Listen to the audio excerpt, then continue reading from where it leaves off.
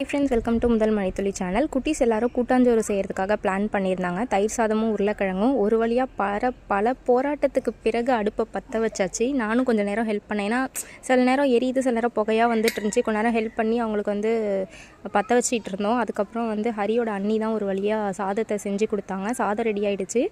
உருளைக்கிழங்குக்கு பார்த்திங்கன்னா என் வீட்டுக்கார இடையில நான் பற்ற வைக்கிறேன்னு சொல்லிட்டு புகையை கிளப்பிட்டு இருந்தார்.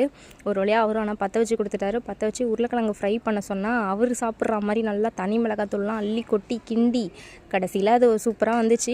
ஃபஸ்ட்டு காலியானதும் பார்த்திங்கன்னா உருளைக்கிழங்கு தான் ஃபஸ்ட்டு காலியாச்சு. செம்ம டேஸ்ட்டு. குட்டீஸ்லாம் நல்லா என்ஜாய் பண்ணிகிட்டு இருந்தாங்க.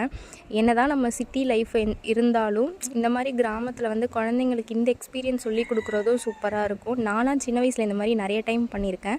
நீங்கள் யாராவது இந்த மாதிரிலாம் செஞ்சுருக்கீங்களா கிராமத்துக்கு போனான்னு சொல்லிட்டு மறக்காமல் கமெண்ட் பண்ணுங்கள்.